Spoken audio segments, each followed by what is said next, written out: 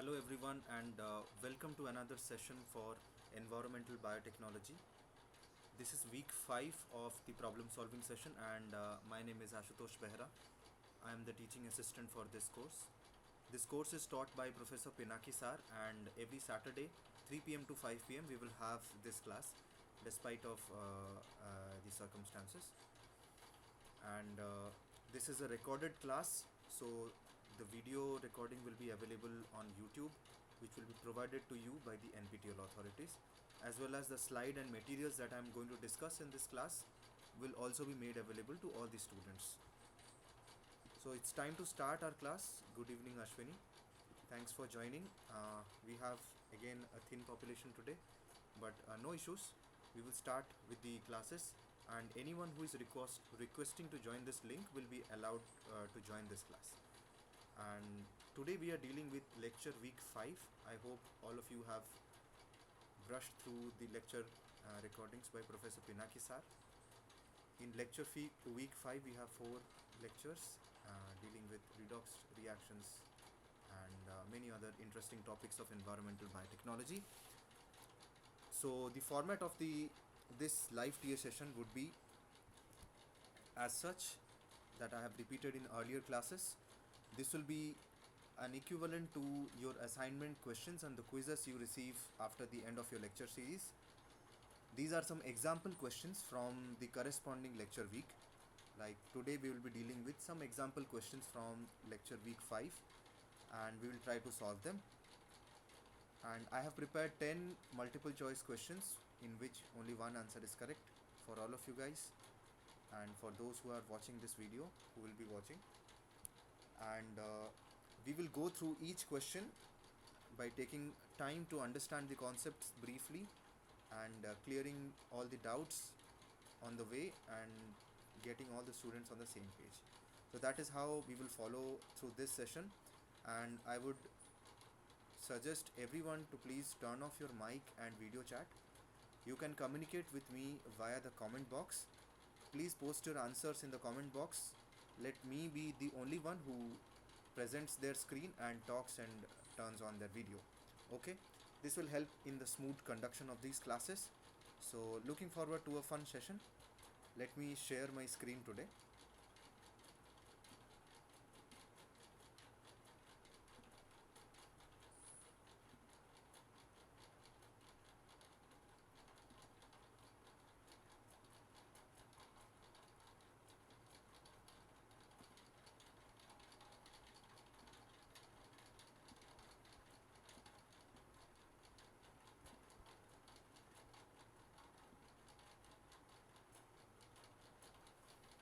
I hope everyone can see my screen and hear me talk. Okay, let me introduce myself again and this course. So I welcome all students to Environmental Biotechnology. This is a live TA session for NPTEL course. This course is taught by Professor Pinaki Sir from IIT Kharagpur, and my name is Ashutosh Behra. I am a PMRF PhD scholar at IIT Kanpur, the teaching assistant for this course. There is another teaching assistantship live TA session happening on Tuesday, I guess, from another PhD scholar. Okay, so students are free to attend any of these classes, but I recommend all the students to participate in this live classes and take the maximum benefit of live interaction with the teaching assistant. Okay, so today we'll be dealing with week 5 of environmental biotechnology lectures, and I have designed 10 multiple choice questions from all the lectures that have been covered in week 5, and we will go through them one by one. Let us look at the first question of this session. Question number 1. Metabolism, replication and dash are critical traits of life. Metabolism, replication and dash, what else are critical traits of life? Option A, senescence. Option B, persistence. Option C, quiescence. Option D, heredity. Option E, mutation.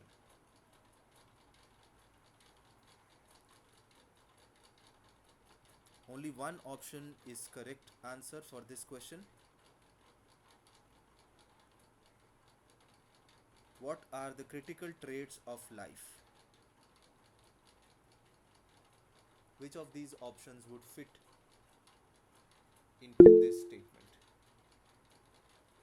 Please let me know your answer in the chat or in the comment section, and I will revisit this question in a minute and reveal the correct answer.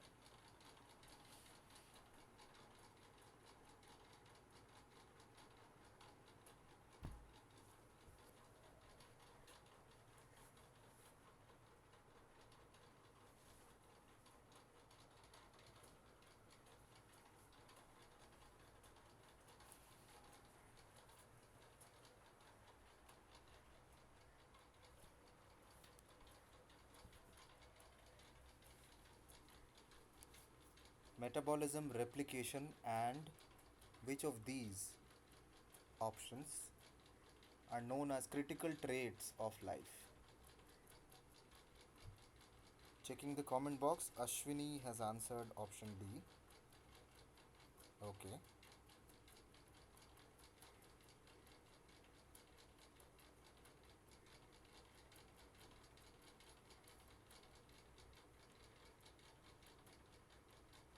Okay, a minute has passed and let's see what is the correct answer to this question.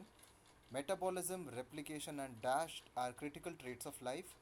The correct answer to this question is option D, heredity. Metabolism, replication, and heredity are critical traits of life. Ashwini has answered the correct one. Well done.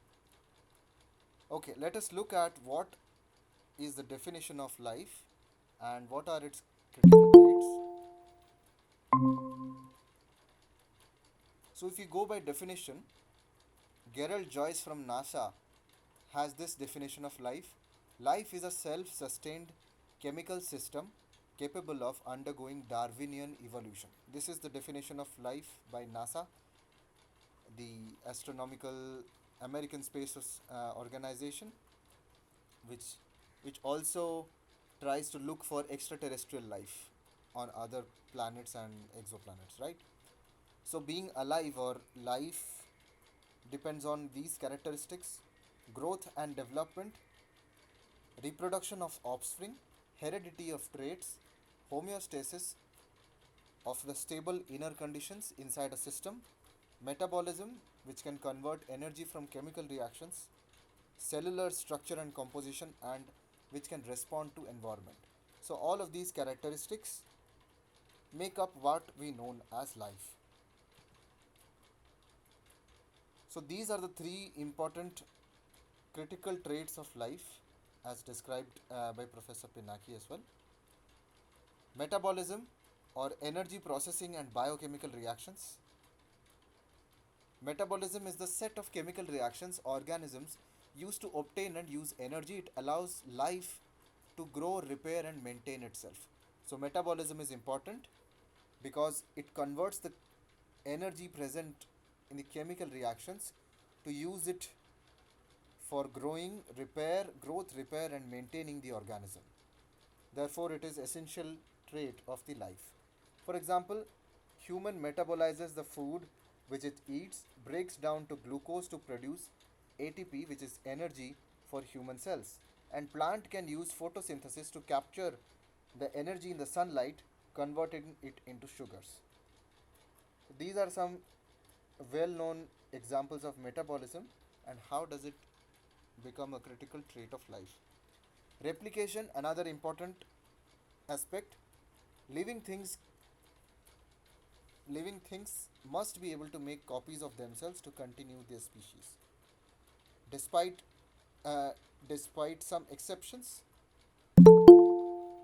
there are, as a species, every living thing has the ability to replicate or reproduce, make copies of themselves or offsprings.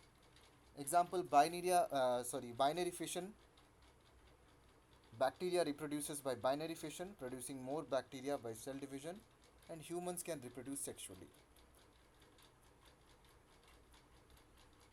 The third characteristic is heredity or passing on information to the offspring, like the genetic material, the DNA, and many other traits which are passed on to the offspring, which makes it somewhat similar to the parents but also has unique properties which the offspring has on its own. Life carries instructions, genetic material like DNA or RNA, that are inherited by the next generations. This ensures that traits are passed down, such as inheritance of eye color, blood type, and other traits from parents. And even viruses can carry RNA which is copied and passed when they infect new host. So these are certain examples of the three critical traits of life, which is metabolism, replication, and heredity. Pretty simple to understand. I hope it is clear to everyone in the class.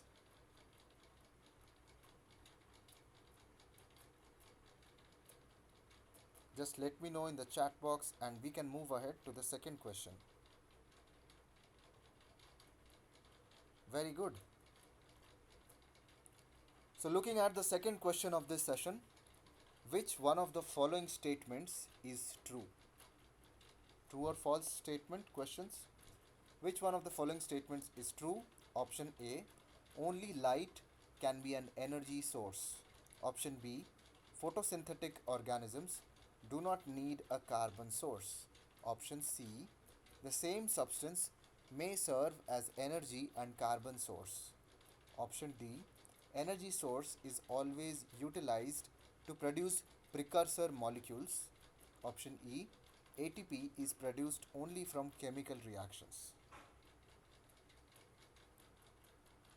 Which of the following statements is a true statement? Go through each statement carefully and let me know what do you think is the correct answer.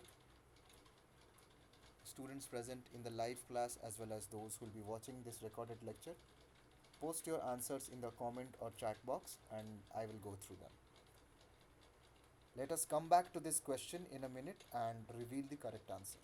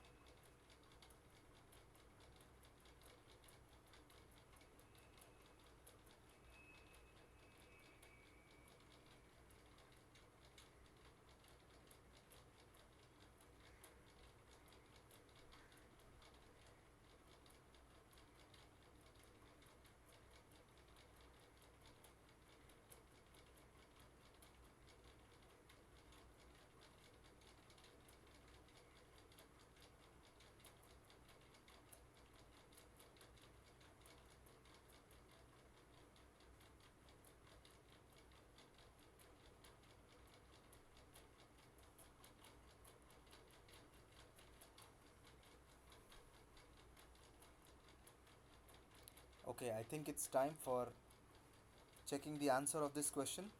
Which one of the following statements is true? Let us see what are the answers we collected in the chat box. Ashwini has answered option C. Okay. Which one of the following is a true statement? And the correct answer to this question is option C. Ashwini is right. The same substance may serve as energy and carbon source. This is a true statement of all these options. Okay. Now let us look at each option one by one and understand what is an energy and a carbon source. So, following this flow chart for classification of organisms, we can use certain criteria for determining what kind of organism it is. So, start of this flow chart, carbon obtained from elsewhere. Yes, then so this is the carbon source. Carbon obtained from elsewhere. If it is yes, then you ask the question, is the energy obtained from light?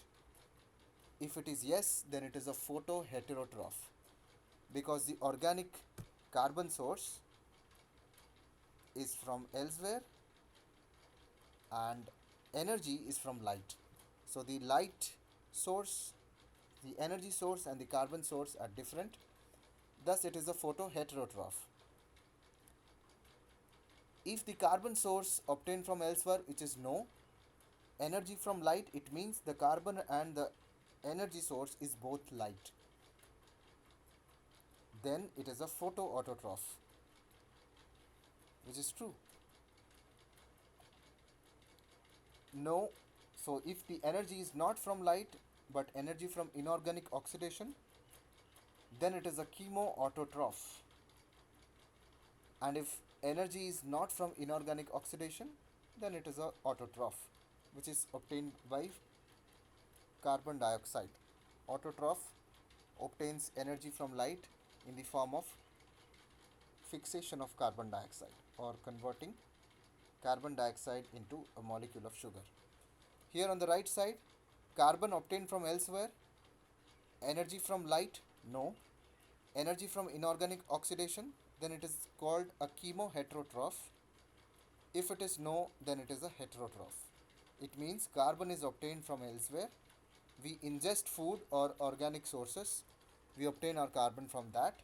And energy from inorganic oxidation, no. It is energy is obtained by cellular respiration.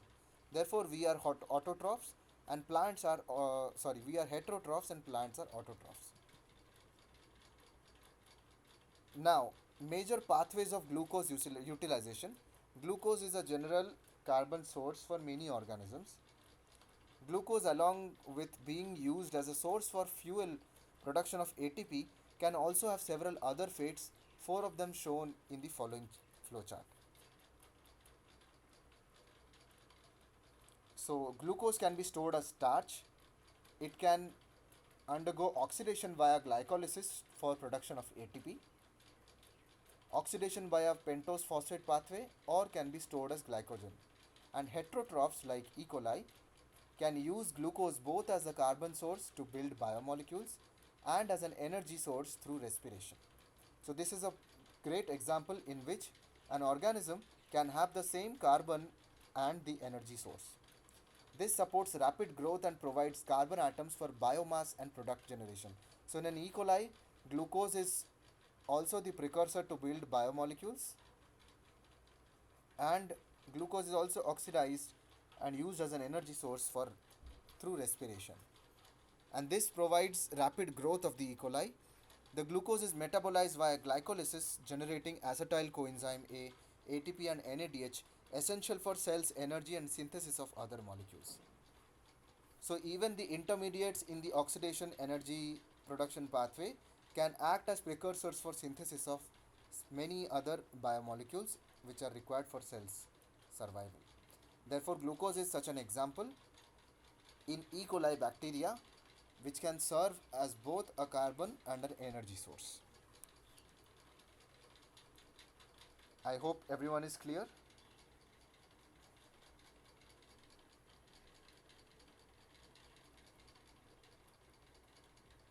Okay, without wasting any more time, let us move to the third question. If you have if you want me to repeat again or want me to stop somewhere, I'm happy to do so. Question number 3. Which of these nutritional types best describes human metabolism? Again, a related question to question number 2. Which of these nutritional types best describes human metabolism? Option A, chemosynthetic organotroph. Option B, chemosynthetic lithoheterotroph. Option C, photosynthetic heterotroph. Option D, chemosynthetic lithoautotroph. Option E, photosynthetic autotroph. Nutritional classification which can best describe metabolism in humans. Let us take some time and collect answers in the chat box. I will revisit this question for revealing the correct answer in a minute or so.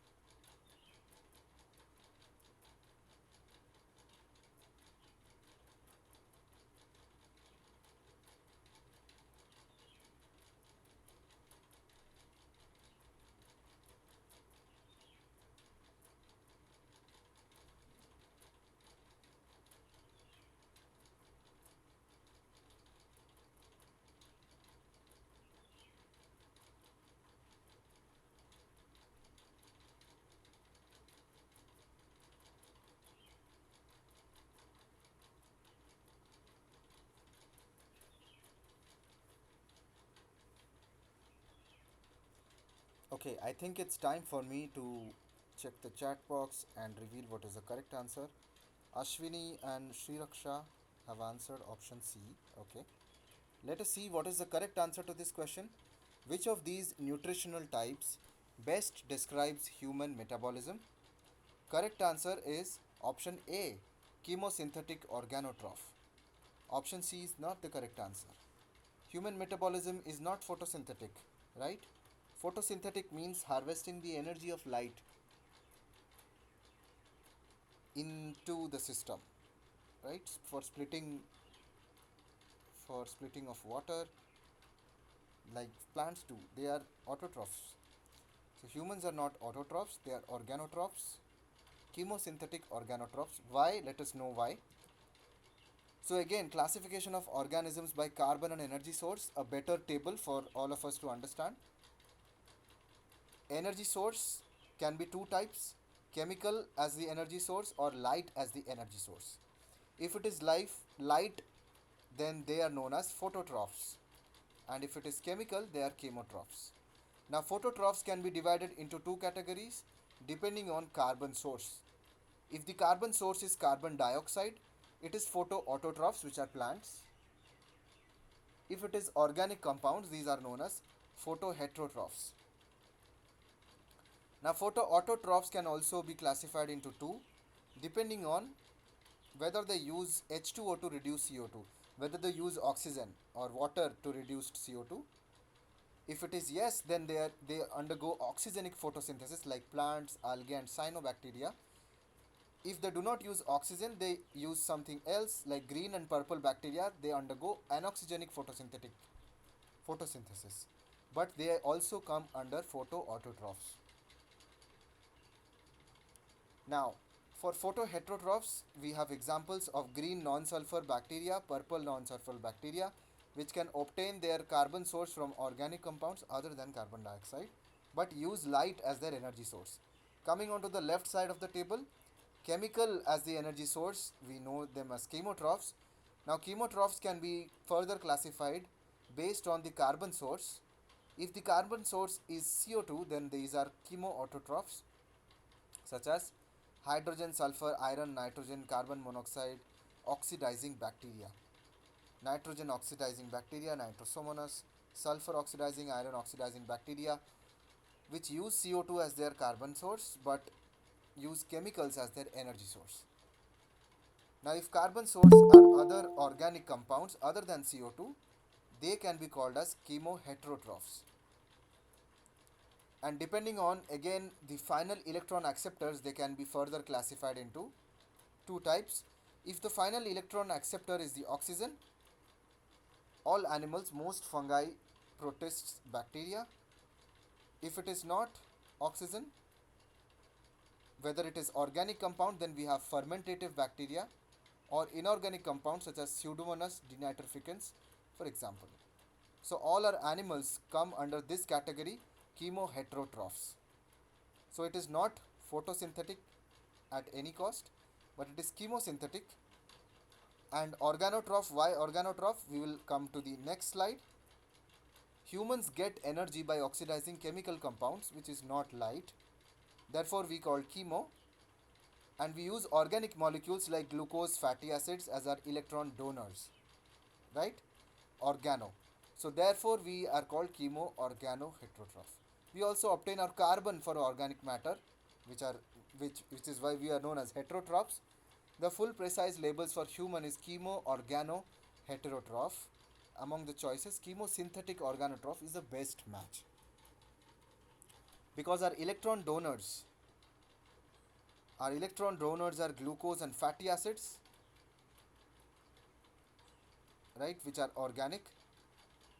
Chemotroph, chemoorganotroph, organic electron donors, and the carbon source is organic as well because we take we take food in the form of sugars and glucose, which is other than the carbon dioxide, other organic hydrocarbons, and we obtain our light source, we obtain our energy source from chemicals, not light. Therefore, depending on the carbon and the energy source, the best possible match would be chemosynthetic organotroph for a human. obtaining energy from chemicals, electron donors as organic molecules, and carbon source is also organic molecule. Therefore, the correct answer is chemosynthetic organotroph. I hope it is clear to the students. If you want to follow the tables again, you can understand it. Great, cool. I'm happy that all the students are participating in this session and trying to understand the subtle differences between these questions. Let us move on to the next question. Question number 4. Which one of the following processes directly results in ATP formation via membrane bound ATP synthase? Option A, oxidation of reduced electron carriers. B, reduction of oxidized electron carriers. C, translocation of H plus out of the cytoplasm, protons. D, translocation of H plus into the cytoplasm. Option E, ATP hydrolysis.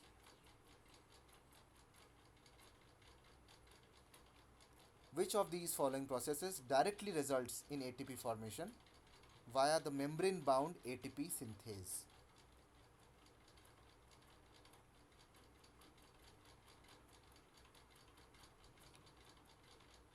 Post your answers in the chat box, and I will come back to this question in a minute to reveal what is the correct answer. And then we'll briefly go on discussing this answer.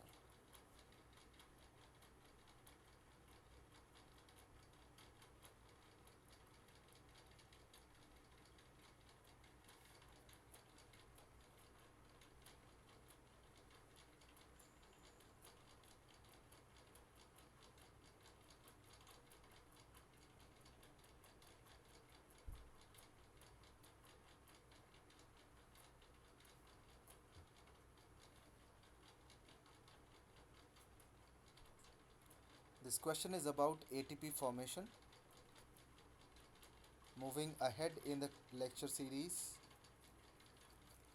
of energy production, if you remember the enzyme which is ATP synthase responsible for ATP production.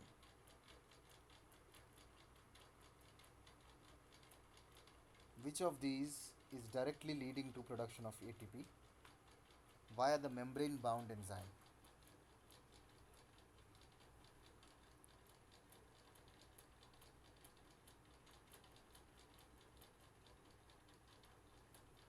Okay, I think it's time for me to reveal what is the correct answer. Let's check the chat box. Ashwini says option D, and Sriraksha has answered option B. Okay. Now let us see what is the correct answer to this question. Which one of the following processes directly results in ATP formation via membrane bound ATP synthase? The correct answer is option D, translocation of protons into the cytoplasm. This is the correct answer. So well done, Ashwini, and good luck next time, Sriraksha. Now let us understand the ATP formation via this enzyme ATP synthase, and which is the biggest force, which is the proton motive force driving the formation of ATP. So on my left is a cycle of uh, the cycle of the thylakoid membrane harboring the light harvesting complex P680, PS2, photosystem 2, how the light energy is leading to oxidation of water and the electrons, and then transported by the cytochrome and the plastoquinone, leading to accumulation of protons inside the cytoplasm of the thylakoid or inside the lumen of the thylakoid. It's not cytoplasm, rather lumen, because thylakoid is a double membrane structure, membranous organelle. And on the membrane of the thylakoid, we have this enzyme called ATP synthase. It has two subunits, and this process is called oxidative phosphorylation. And this concentration of H plus or protons inside the lumen generates a difference between the total ionic concentration inside and outside the lumen, right? And as a result, we have a force which is now known as proton motive force, because the ions have the property of balancing out, right? So always there will be a flow of ions from a higher concentration to a lower concentration. So inside of the lumen we have high concentration of H plus, and the H plus has to move outside to balance out the the proton motive force, to balance out this concentration. So ATP synthase is a membrane bound channel for these H plus, which utilizes this proton motive force in transporting the H plus, while meanwhile generating ATP by combining adenosine diphosphate and an inorganic phosphate, combining it to form ATP. So ATP synthase F0 F1, these are two subunits, F0 and F1. So here the arrow marks high electrochemical potential gradient. So there are two forces which are playing a role: electrical potential gradient and a chemical potential gradient. The charge across the membrane is also different because of the accumulation of H plus ions, and the concentration of H plus ions is also different across the membrane. So together this force is called an electromotive force or electrochemical potential gradient, and this force is neutralized by rapid movement of H plus ions through this ATP synthase F0 F1 subunit. H plus flows through the F0 rotating the C ring gamma shaft beta subunits in F1 cycle states to form ATP from ADP and inorganic phosphate. Okay, so whatever H plus ions that are released due to action of light on photosystem and other in the electron transport system, whatever H plus ions are released, they are inside the thylakoid lumen, creating the electrical and chemical potential gradient, which is the main driver for ATP synthesis, coupled to oxidative photophosphorylation. Now this is a detailed structure of the ATP synthase, the F0 and F1 subunit ATP synthase. Very complex protein. Membrane bound ATP synthase uses proton translocation across a membrane to generate ATP. The enzyme's F0 component embedded in the membrane acts as a channel for protons which move down an electrochemical gradient. So this channel, this tube-like structure, this subunit is the F0 subunit component. It is a proton channel through which protons can move down an electrochemical gradient. This proton flow provides rotational energy for the F1 component located on the other side of the membrane. This is the F1 component, to synthesize ATP from ADP and inorganic phosphate. This process couples the energy of proton gradient to chemical energy in ATP for mechanism of energy production in the cells. So therefore electromotive force or proton motive force is the main driving factor behind ATP synthesis. I hope it is clear to the students now that how ATP synthesis happens and how protons accumulation inside the lumen of the thylakoid results in the electrochemical gradient. That is why option D is the correct answer to question number 4. If yes, then let me know just. Very good. Okay. Moving on to the next question. Question number 5. Which one of the following is the most energetically favorable terminal electron acceptor? So there are some electron acceptors here. You have to tell me which one of them is the most energetically favorable terminal electron acceptor.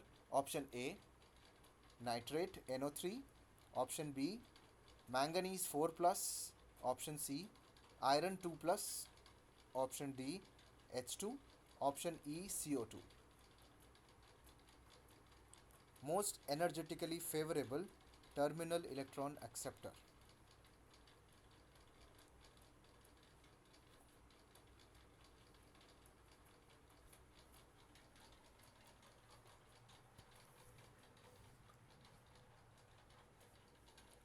Let us visit this question in a minute to reveal what is the correct answer.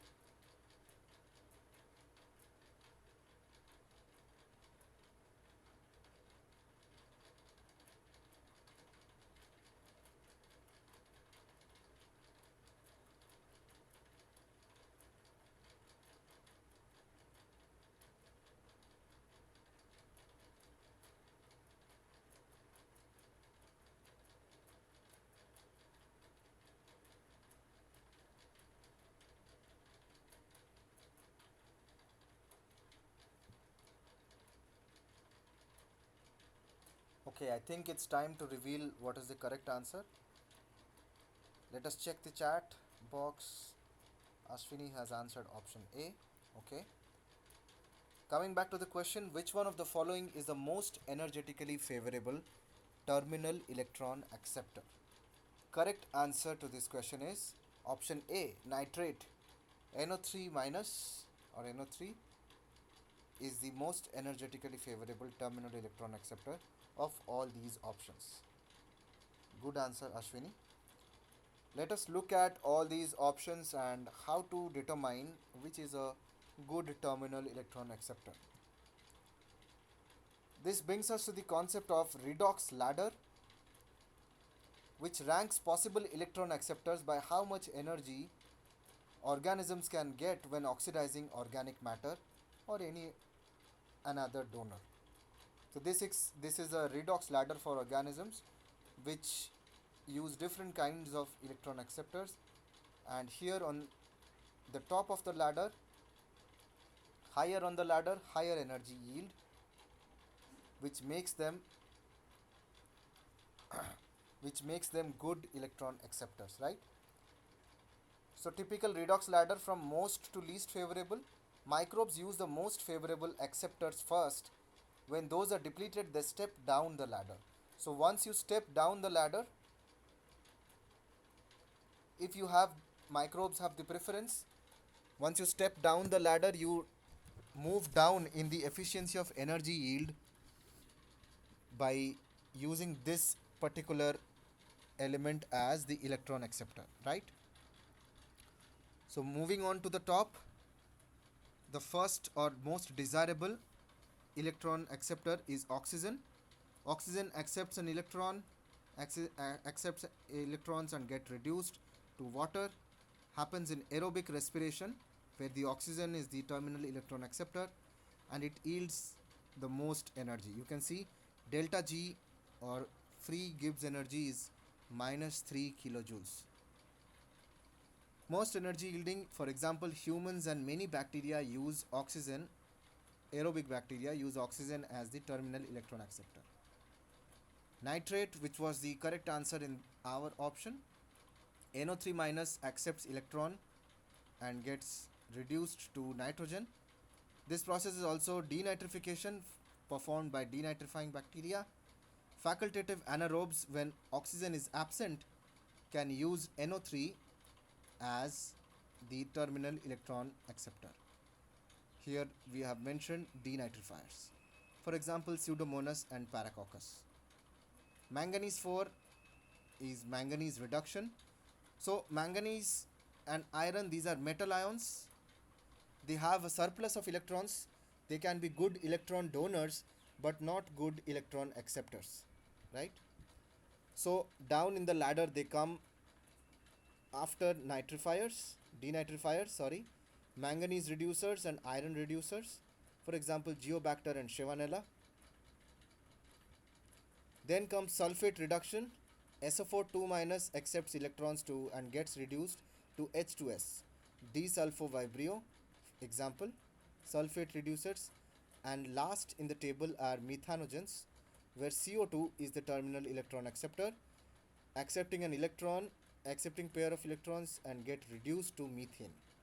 Least energy yielding strictly anaerobic archaea. So you see down as you go in the ladder, the energy yield decreases. So oxygen and nitrates are the best electron acceptors, while the least favorable ones are carbon dioxide.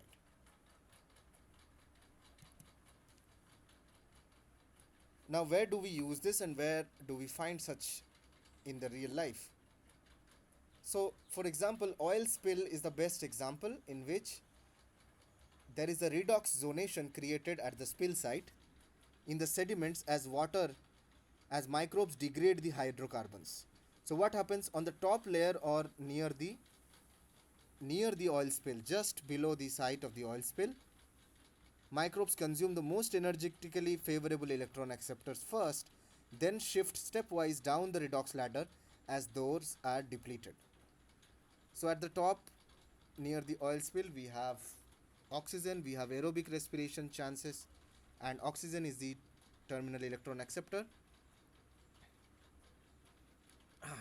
Hydrocarbon degradation follows this redox succession. Oxygen, nitrate, manganese, iron, sulfate, and then finally CO2. Surface water aerobic degradation dominates, while sediment layers below sequential use of alternative electron acceptors, whatever is available. And methanogenesis is the last resort in anoxic sulfate depleted zones, right? In the contaminated zone. So just near the spill site, we have the aerobic reaction zone, and then far away in the contaminated zone, we have methanogenesis. Okay, this is an example, but the real answer comes from here. This is the order of a typical redox ladder in which microbes prefer different electron acceptors based on the free energy they yield when they get reduced by accepting an electron. I hope it is clear to the students. We will encounter more such questions on redox ladder to clarify this topic, because this is an important concept and all of us should be able to read the redox ladder. I hope it's clear to the students. If yes, just let me know in the chat box and we can move ahead to the next question.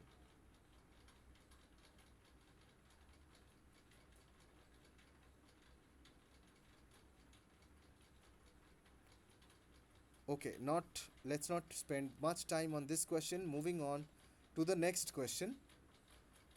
Question number 6. Aerobic respiration yields more energy, and yet many microorganisms cannot perform aerobic respiration. Which of the following is not a possible reason for this? Valid question. Aerobic respiration has given us more energy, but many microbes do not perform aerobic respiration. Which of these reasons is not one of those possible for this distinction? Option A. Anaerobic microorganisms evolved before the great oxidation event and lived in oxygen-free atmosphere. Option B. Anaerobic microorganisms live in habitats which are largely devoid of oxygen. Option C.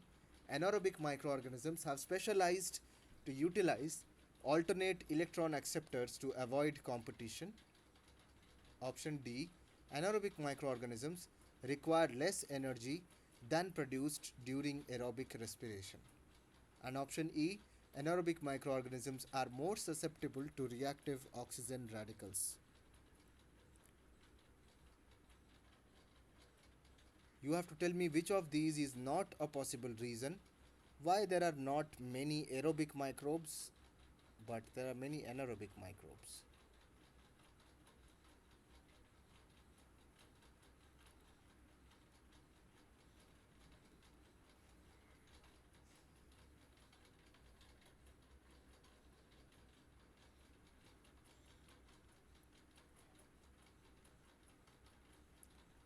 Let us come back to this question in a minute and I will reveal what is the correct answer. So, students, everyone in this live class, as well as those who will be watching this video, please participate. It's okay if you do not know the correct answer, but just let me know what you think. Ponder over this question, try to think of, try to apply logic. That will help you in solving the actual questions in your quizzes and examinations. Don't be shy, you just have to type the answer in the chat box. Okay.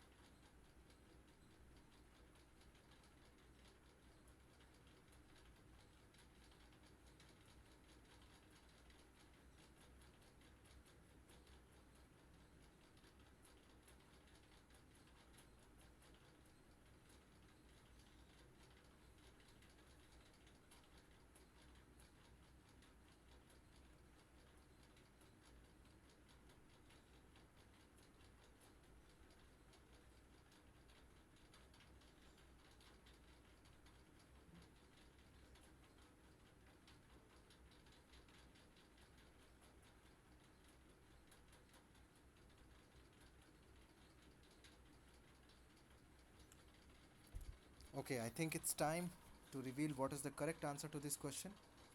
Aerobic respiration yields more energy, and yet many microorganisms cannot perform it. Which one of the following is not a possible reason for this? I think Ashwini and Sri Raksha have answered. Ashwini says D and Sri Raksha says A. Okay, let us see what is the correct answer. Correct answer is option D. Anaerobic microorganisms require less energy than produced during aerobic respiration. This is the false reason. This is not a possible reason for why there are more anaerobic microbes. Option A, as mentioned by one of the students, anaerobic microorganisms evolved before the great oxidation event. This is true. In the prehistoric earth, when there was no atmosphere, there was no oxygen, and the environment was anaerobic. So the first organisms to evolve were the anaerobic microbes. I'm sorry. Now let us understand each option. Anaerobic microorganisms evolved before the great oxidation events. True. Early Earths, like 3 billion years ago, had almost no oxygen. Anaerobes evolved first. Many never developed enzymes for oxygen metabolism. So, this is a true reason why there are more anaerobic microbes. Anaerobic microbes live in habitats which are largely devoid of oxygen. This is another true event. Deep oceans, deep inside the soil, many niches like deep sediments, guts, hydrothermal vents lack oxygen completely. These microbes adapt to environments where oxygen is absent.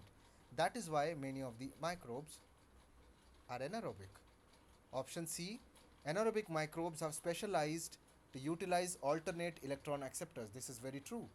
Other than oxygen, they have all sorts of electron acceptors like nitrate, sulfur, iron. Just now we saw many examples in which nitrates can be used as electron acceptors, such as denitrifying bacteria, and those are anaerobic microbes. This allows survival where oxygen is scarce and reduces competition with other aerobes. Option D is the correct answer because this is not one of those reasons. Microorganisms do not choose metabolism based on needing less energy. And of course, energy requirements vary, but all microorganisms benefit from higher yields if possible. And the inability to use oxygen is due to evolutionary adaptation, not low energy demand. And mind you that aerobic respiration always produces a lot of energy, lot more energy than anaerobic respiration, aka fermentation. So the organisms did not choose metabolism on needing less energy, and every organism could benefit from higher yields of energy. So anaerobic microbes requiring less energy than produced during aerobic is false. And option E, more susceptible to reactive oxygen radicals, absolutely true. They do not have enzymes which can battle these highly reactive oxygen species. Oxygen metabolism produces ROS like superoxide, hydrogen peroxide, and many strict anaerobes lack protective enzymes like superoxide dismutase and catalase. Therefore, oxygen is toxic to them. They are obligative anaerobes. So, option D is the correct answer. And then another theory which supports the prehistoric microbe being an anaerobic bacteria or anaerobic organism. The endosymbiotic theory proposes that some organelles in eukaryotic cells, specifically mitochondria and chloroplast, were once free living prokaryotic cells that were engulfed by larger cells and developed a symbiotic relationship. Over time, these engulfed cells became essential of the host parts of the host cell, leading to complex eukaryotic cells as we see today. So, the eukaryotic cell, it's a theory that the eukaryotic cell was long ago a primitive anaerobic ancestor which engulfed an aerobic prokaryotic bacteria to give rise to the complex organelles like chloroplast and mitochondria. The theory suggests that early eukaryotic cells engulfed aerobic bacteria which could perform photosynthesis. So thus, early microbes or most of the microbes are anaerobic in nature. This is another theory that supports it. I hope it is understandable to everyone. Please let me know in the chat box and we can move ahead to the next question.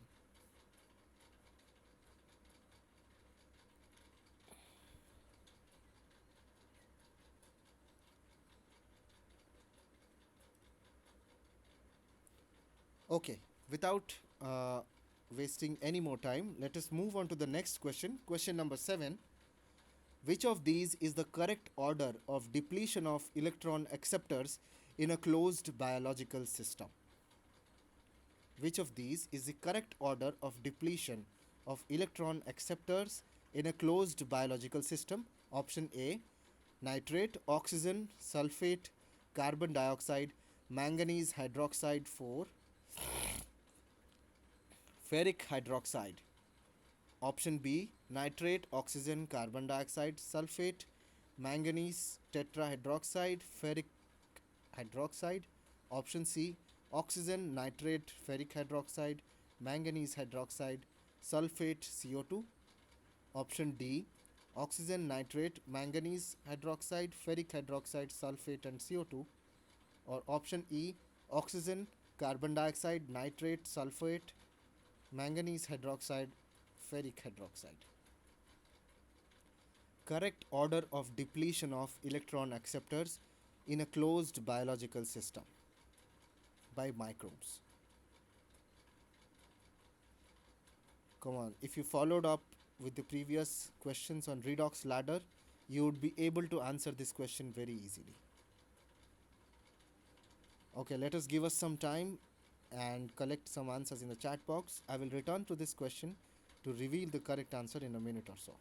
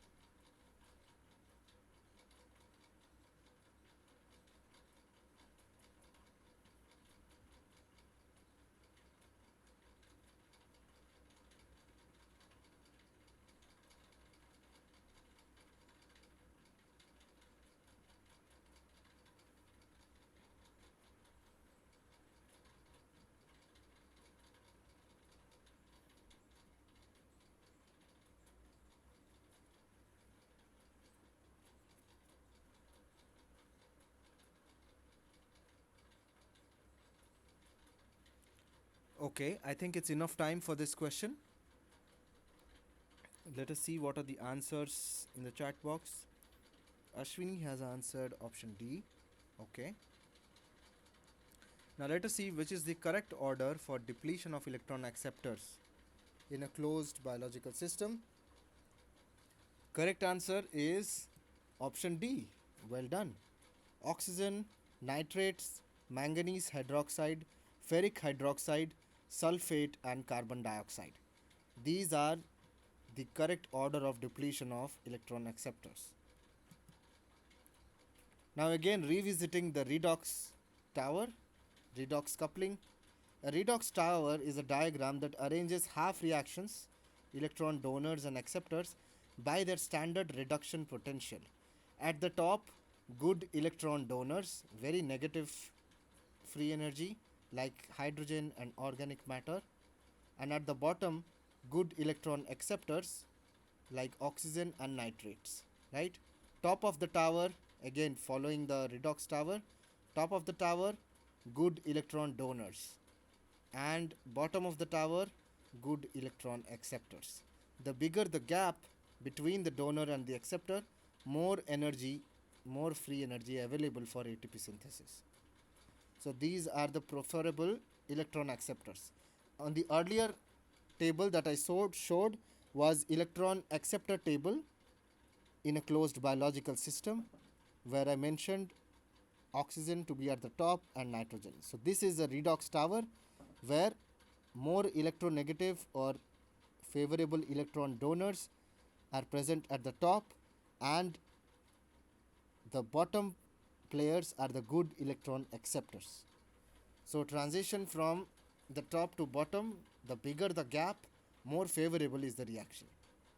Taking an example of the first reaction, if you add hydrogen plus fumarate, now on the right side is the reduced form, right? Right side of the slash is the reduced form, and on the left side is the oxidized form.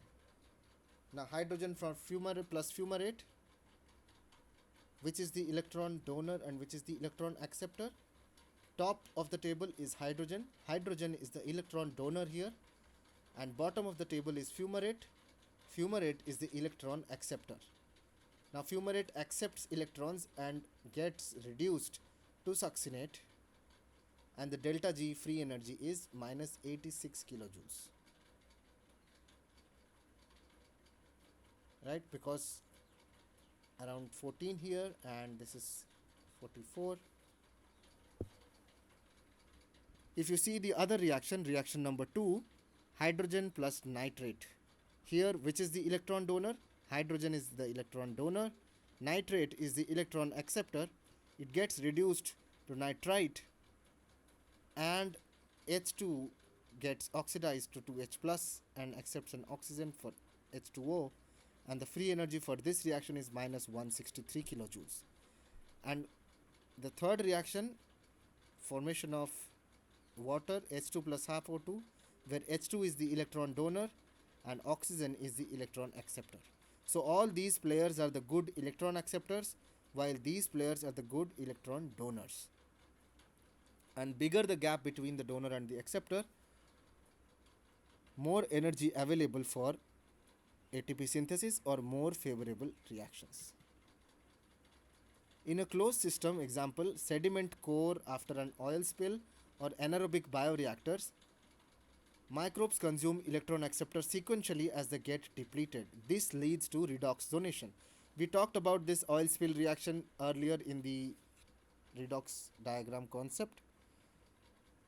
So from the top order, we have oxygen, highest electronegativity, highest, which is the best electron acceptor, used up in aerobic respiration, producing CO2 and H2O.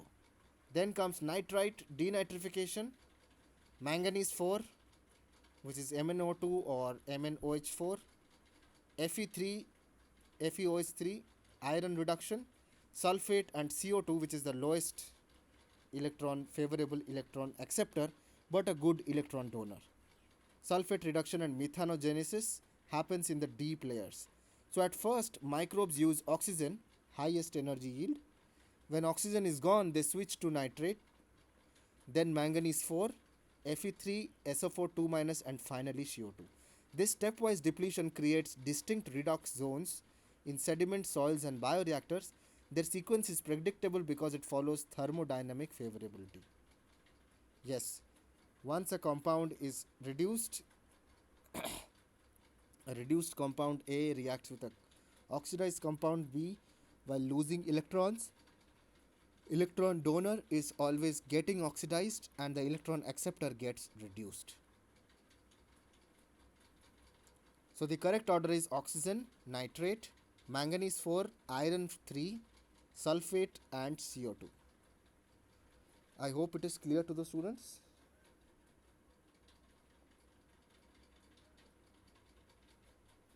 Just let me know in the chat box and we'll move ahead with the questions.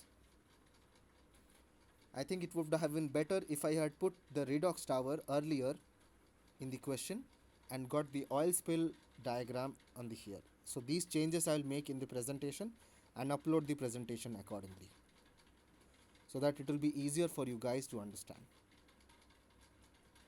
Okay? Okay. Moving on to the next question. Question number 8. Under stringently anaerobic methanogenic condition, which would be the preferred terminal electron acceptor? Under stringently anaerobic methanogenic condition, which would be the preferred terminal electron acceptor? Option A, nitrates. Option B, FeOH3. Option C, CO2. Option D, O2. Option E, methane or CH4. which would be the preferred terminal electron acceptor in a methanogenic condition? Come on, guys, this question is very easy if you would have followed the previous questions. Methanogenic condition, which is the preferred terminal electron acceptor? I've just spelled it out for you. Let us come back in a minute and I will reveal what is the correct answer to this question.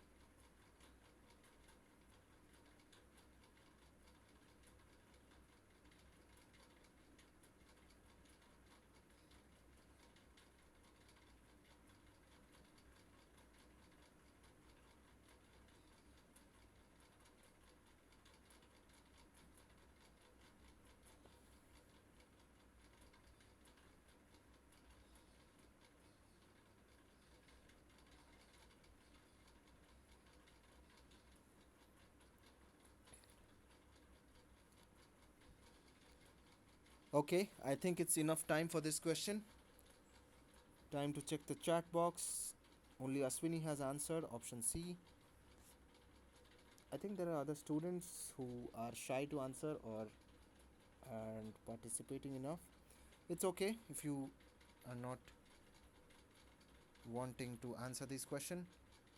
I will anyway explain everything in detail so that all of these concepts are memorized by heart to all the students attending the live class. Okay? Under stringently anaerobic methanogenic condition, which would be the preferred terminal electron acceptor? Ashwini is right. Option C, CO2 is the correct answer. Carbon dioxide is a favorable terminal electron acceptor in anaerobic methanogenic conditions. Again, visiting the water sediment table along with the electronegativity, preference of electron acceptors. Top preference is oxygen, yields the best energy, but many aerobic respiration follow oxygen as the topmost electron preferred acceptor, carried out by aerobic microbes near the sediment or the water table. Then comes nitrates by denitrifiers, denitrification. Then comes manganese, 4 to manganese reduction. As we move deeper into the sediments, we have Fe iron reduction, Fe3 plus reduction, calcium and other metal reductions. Then comes sulfate, and then comes the final methanogenesis of carbon dioxide to production of methane.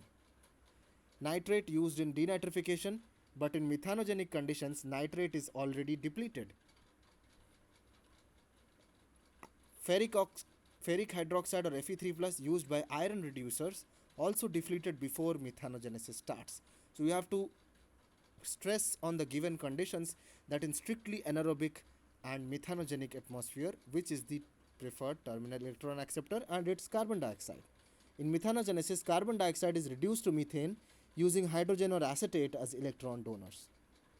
Oxygen not present in strictly anaerobic systems, and methane is not an electron acceptor but rather the product of CO2 being accepted, being the electron acceptor and accepting the electrons from hydrogen, is a product, not an electron acceptor, as a result of methanogenesis.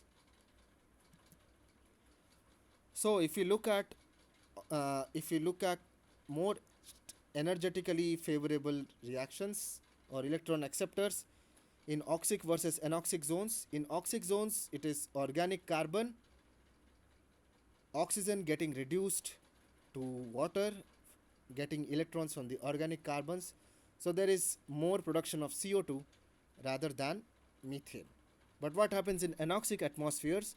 The preference of other electron acceptors comes up, like nitrate to ammonia, manganese 4 to manganese 2, ferric to ferrous, sulfate to H2S, and CO2 to methane, thereby anoxic zones leading to production of methane. In strictly anaerobic methanogenic conditions, CO2 is the preferred terminal electron acceptor reduced to methane by methanogenic archaea. This was pretty easy to understand. I hope it is clear to the students.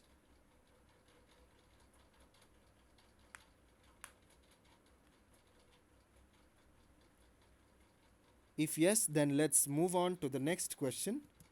Question number 9. Which one of the following statements is false? Now you have to identify the false statement. Option A: dissimilatory reactions are primarily associated with catabolism. Option B: anabolism involves polymerization of precursors. Option C: ATP is generated during catabolism. Option D: ETC is a part of anabolism. And option E: reduction of nitrate to glycine is part of anabolism. Which one of the following statements is false? Let's wait for some time and collect some answers in the chat box.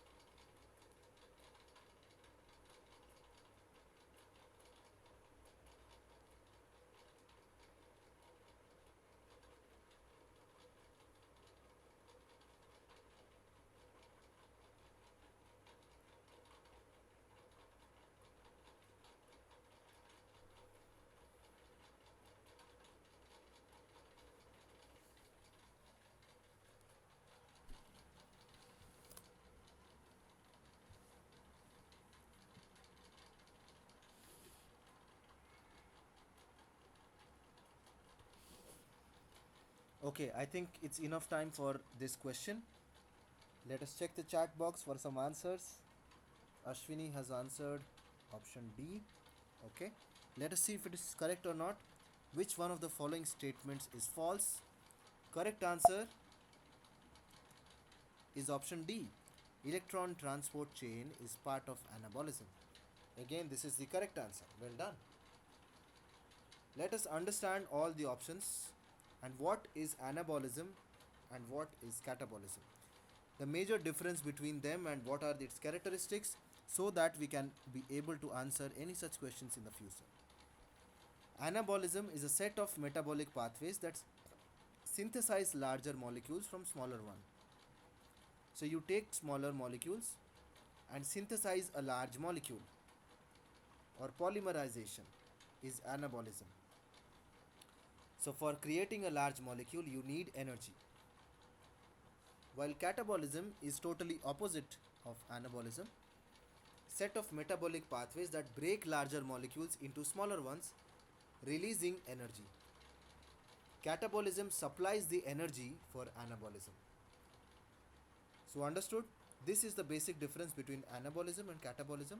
Anabolism making up of large molecules using energy, catabolism breaking down of large molecules to release energy. And here are some of the characteristic differences between anabolism and catabolism.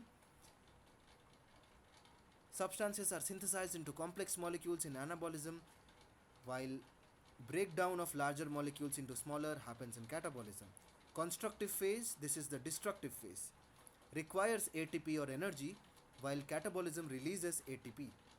Endergonic reaction and exergonic, heat is released in catabolism while heat is taken up in anabolism. Estrogen, testosterone, growth hormone are involved. Adrenaline, cortisol, glucagon. So anabolism and catabolism on human body level is an example of this. Does not utilize oxygen, utilizes oxygen. This is another key step. Anabolism is almost always reduction, while catabolism is oxidation. Functional at resting and sleeping, functional at body activities. Kinetic energy is converted into potential energy, while potential is converted into kinetic. Right? Photosynthesis in plants is an example of anabolism, while respiration or digestion is an example of catabolism. Now, dissimilation is catabolism is true because dissimilation reactions break down substances to release energy and are primarily catabolic processes such as glucose breaking down to release carbon dioxide. Anabolism involves polymerization. This is also true as we just saw. Building up of smaller molecules into a larger molecule utilizing energy is polymerization. Option C, ATP generated during catabolism. This is also true. Breakdown of larger molecules, breaking of high energy chemical bonds leads to production of ATP. Catabolic pathways, glycolysis, TCA, oxidative phosphorylation are all examples of catabolic pathways. Electron transport is a part of anabolism. This is false because electron transport is a catabolic energy conserving system. It oxidizes NADH and FADH and creates proton motive force for ATP synthesis. Again, as I already told you, anabolism is always reduction, catabolism is always oxidation. And ETC is a part of anabolism. It is a catabolism conserving energy conserving system. It supplies energy for anabolism, but it is not itself an anabolic pathway. So electron transport chain will supply the proton motive force for energy synthesis. So proton motive force driving energy synthesis is the catabolism, which is fueled by electron transport chain. And option E, reduction of nitrate to glycine is part of anabolism. Assimilatory nitrate reduction reduces nitrate to ammonium, and that nitrogen is incorporated into amino acids or ammonium. So nitrate assimilation into amino acids is an anabolic process. So this is also true. Therefore, the only false or correct answer is option D, which is electron transport system is a part of anabolism. This is a false statement. Electron transport chain is catabolism. I hope it is clear to the students what is anabolism, what is catabolism, and how you can categorize different processes. If yes, then let me know in the chat. And we can move on to the final question of this session, question number 10.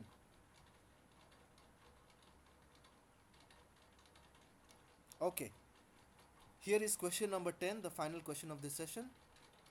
Syntropy is crucial for success of many anaerobic processes, primarily because dashed.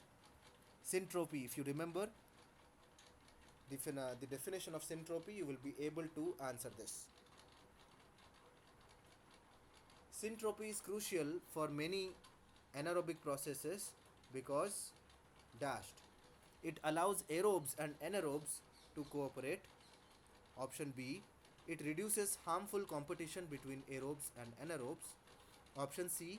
It allows even energetically unfavorable reactions to be carried out. Option D.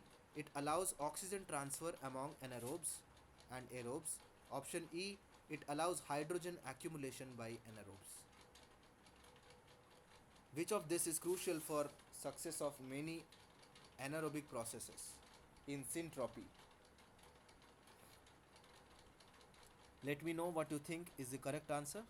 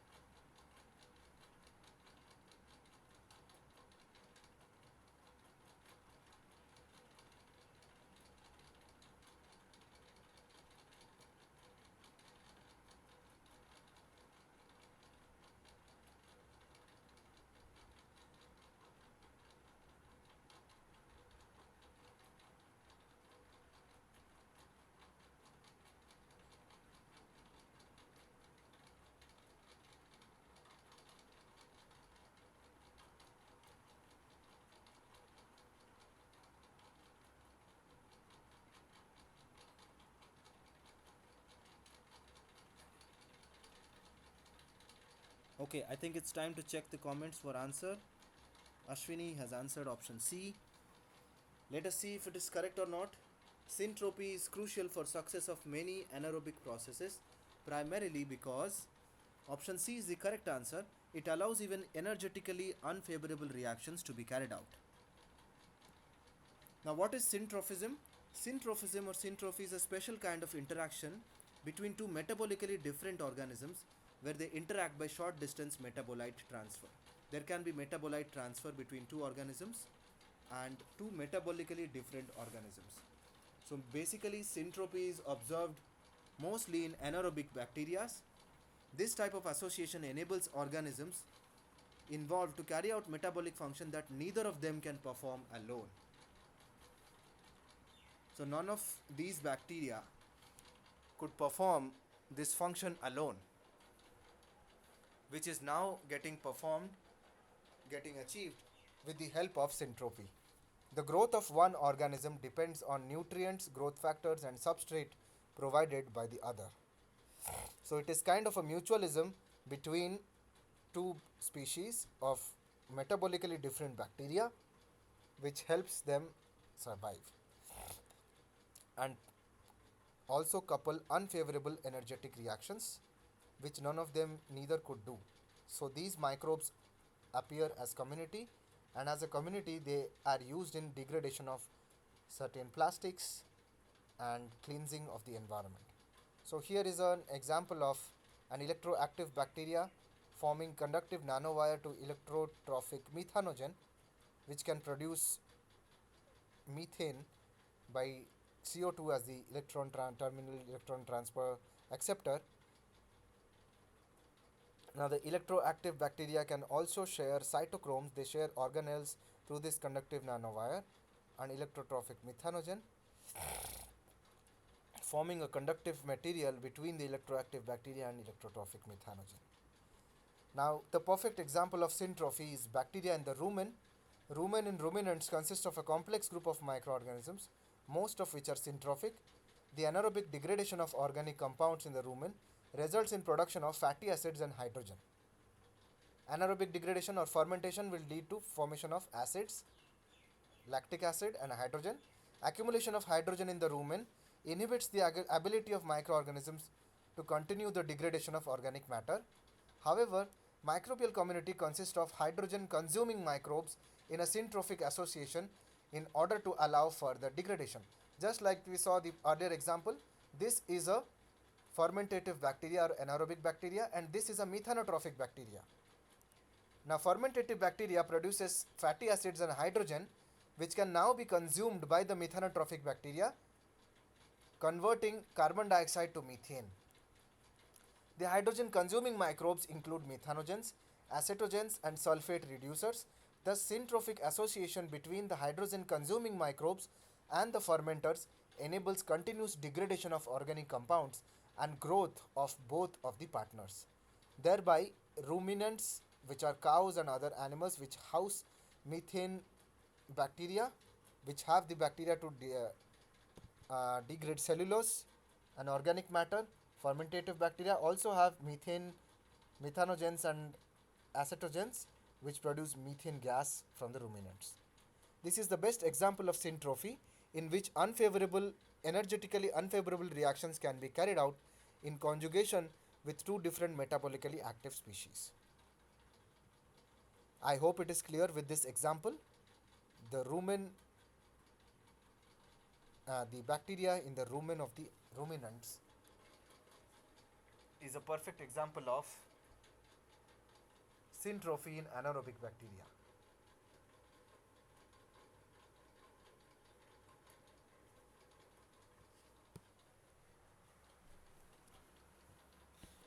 If yes, then congratulations, we have come to the end of the live TA session. I will stop sharing my screen and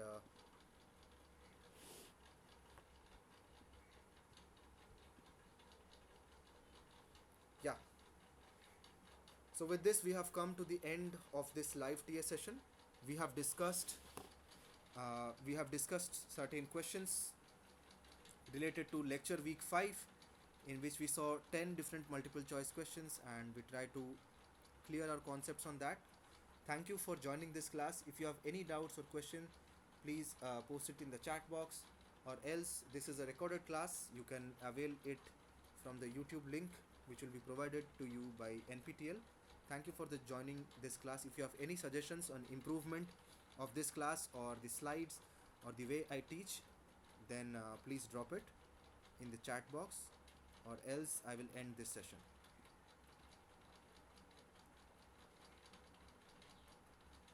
Ashwini says thank you. The pleasure is mine, Ashwini. Thank you for joining and thank you for participating in this class. Okay, with that much, let us end this call. See you next Saturday, where we'll be dealing with questions from lecture week 6. Till then, be prepared and go through your lectures. All the best and enjoy your weekend. Thank you. I am ending this call right now.